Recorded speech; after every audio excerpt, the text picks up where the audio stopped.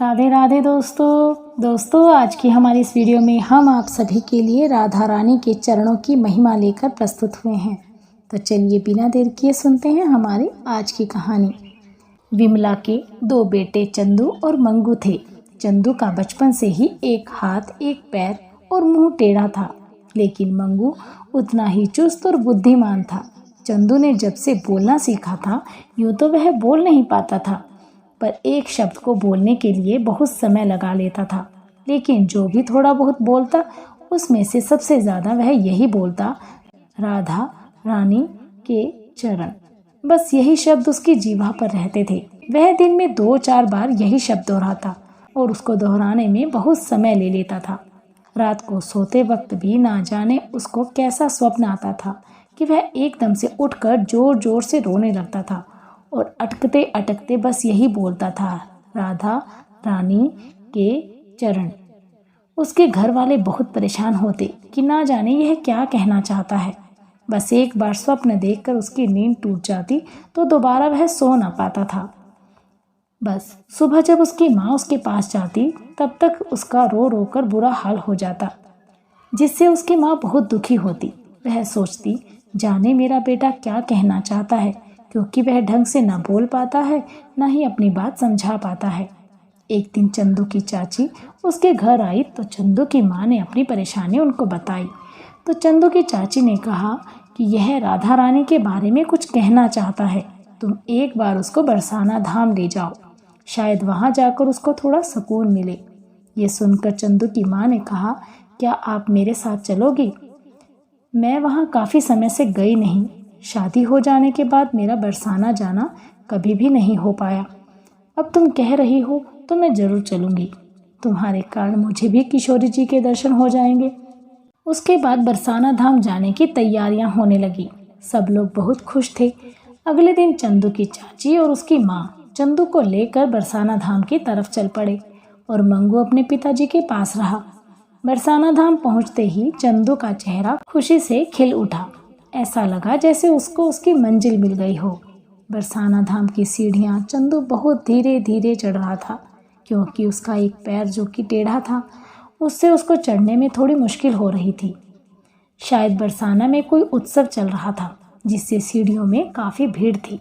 चंदू की माँ और चाची उसको पकड़ पकड़ कर बड़ी मुश्किल से सीढ़ियाँ चढ़ा रही थी, लेकिन चंदू जल्दी ही थक जाता था। तभी चंदू ने इशारों में कहा कि आप दोनों ऊपर जाकर मंदिर के प्रांगण में बैठो, मैं धीरे धीरे आ जाऊंगा। चंदू की चाची ने कहा, ठीक है, हम ऊपर मंदिर के प्रांगण में तुम्हारा इंतजार करेंगे। तो चंदू ने इशारों में उनको हाँ बोल दिया। अब चंदू धीरे धीरे बड़ी मुश्किल से किनारे से सहारा लेकर सीढ़ियाँ चढ़ने लगा। वहाँ पर कई छोटी मोटी कन्याएं सबके माथे और मुख पर राधे राधे का तिलक लगा रही थीं। तभी एक छोटी सी कन्या चंदू के पास आई और बोली, यह तो कैसे टेढ़ा सा चल रहा है, यहाँ टेढ़ों का कोई काम नहीं। टेढ़ों तो सिर्फ यहाँ एक ही है, वह है हमारा नंदलाल, कान्हा, कृष्ण मुरारी। उसके अलावा यहाँ कोई टेढ़ा नहीं रह सकता। इतना कहते ही उसने चंदू के मुख पर राधे राधे का तिलक लगा दिया। उसने पहले चंदू के माथे पर और फिर दोनों गालों पर चंदन से घुला हुआ राधे राधे का तिलक लगाया। चंदन की ठंडक अंदर जाते ही धीरे धीरे उसके मुख का टेढ़ा लिखा राधे राधे अब सीधा होने लगा और देखते ही देखते चंदू का मुख एकदम से सीधा हो गया। चंदू एकदम से हैरान हो गया और तभी वह उत्सुकतावश खुश होकर बोला, राधे रानी के चरण। परंतु अब वह अटक अटक कर नहीं बोल रहा था। खुशी से उसकी आंखों में आंसू आ गए। अब वह फिर बोलना चाहता था, राधा रानी के चरण, लेकिन खुशी के आंसू उसके गले में अटके हुए थे, जिसके कारण उससे बोला नहीं जा रहा था। वह कन्या 2-4 सीढ़ियां उसके आगे आगे चल रही थी। तभी अचानक से उस कन्या ने, जो कि बहुत सुंदर घाघरा चोली पहना हुआ था, उसके पैर में उसका घाघरा अटक गया और वह एकदम से सीढ़ियों से गिरने लगी। चंदू उसके पीछे पीछे चल रहा था। तभी अचानक से चंदू पूरा जोर लगाकर उसकी तरफ भागा और उसने भागकर अपने हाथों से उस कन्या के हाथ को जोर से पकड़ लिया और उसको गिरने से बचा लिया। तभी कन्या एकदम से मुस्कुरा कर बोली, अरे ओ टेढ़ो, हो गए हो ना एकदम सीधो। चंदू एकदम से हक्का बक्का उसकी तरफ देखने लगा और फिर उसने अपने आप को देखा और उसकी पैर और बाजू पूरी तरह सीधी हो चुकी थी। वह हैरान होकर उस कन्या की तरफ देखने लगा और फिर सिर्फ यही बोला, राधा रानी के चरण। ये सुनकर वो कन्या बोली, यह बार बार राधा रानी के चरण बोलते जा रहे हो, तो चलो तुम्हें किशोरी जी से मिला ही देती हूँ और उनके चरणों के दर्शन भी करवा दूंगी। यह कहकर वो कन्या उसका हाथ पकड़कर मंदिर के प्रांगण में ले गई।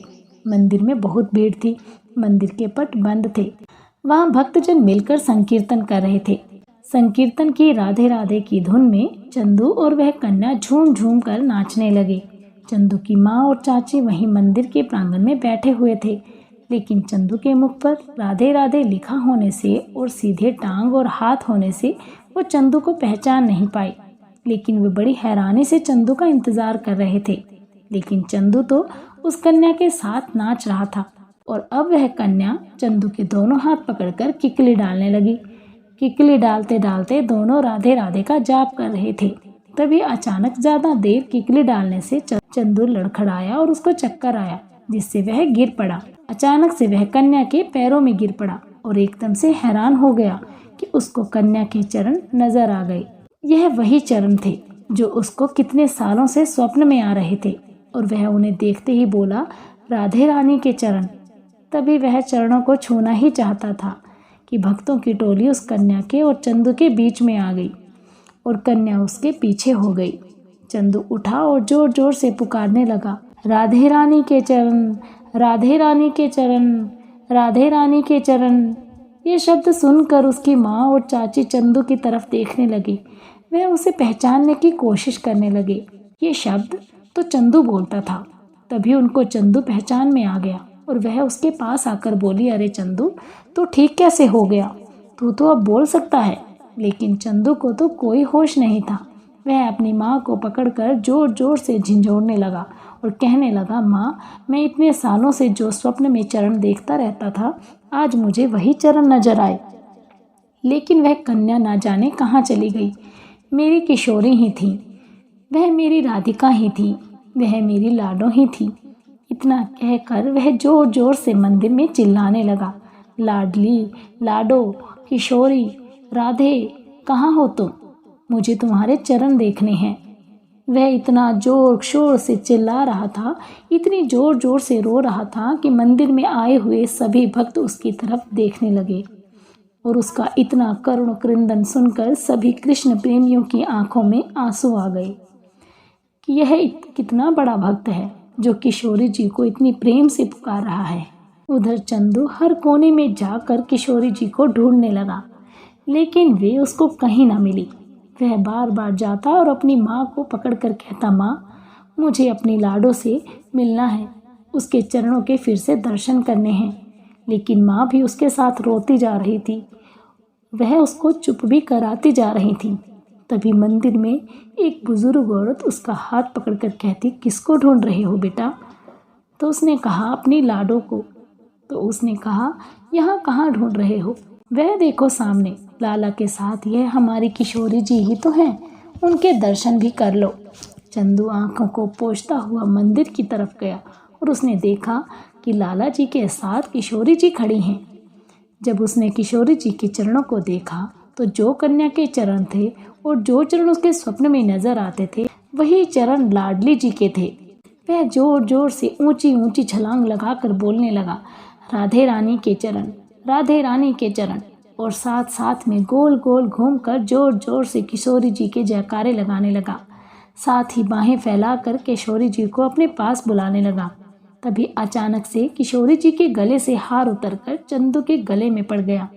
मंदिर में खड़े सभी भक्तजन ये नज़ारा देखकर चंदू की भक्ति और किशोरी जी का वात्सल्य देखकर भाव विभोर हो उठे और जोर जोर से राधे राधे का जयकारा लगाने लगे। जय जय श्री राधे, जय जय श्री राधे। तो दोस्तों, कैसी लगी आपको हमारे द्वारा सुनाई गई ये वीडियो? हमें कमेंट बॉक्स में कमेंट कर अवश्य बताइएगा। यदि आप हमारे चैनल पर पहली बार आए हैं तो हमारे चैनल को सब्सक्राइब किए बिना कहीं मत जाएं। बेल आइकन ज़रूर दबाएं ताकि आपको हमारी हर वीडियो की अपडेट प्राप्त होती रहे। यदि आपको हमारी ये वीडियो थोड़ी सी भी पसंद आई है तो कृपा करके हमारी वीडियो को लाइक करें और ज़्यादा से ज़्यादा शेयर करें। आप सभी का तहे दिल से बहुत बहुत धन्यवाद। राधे राधे।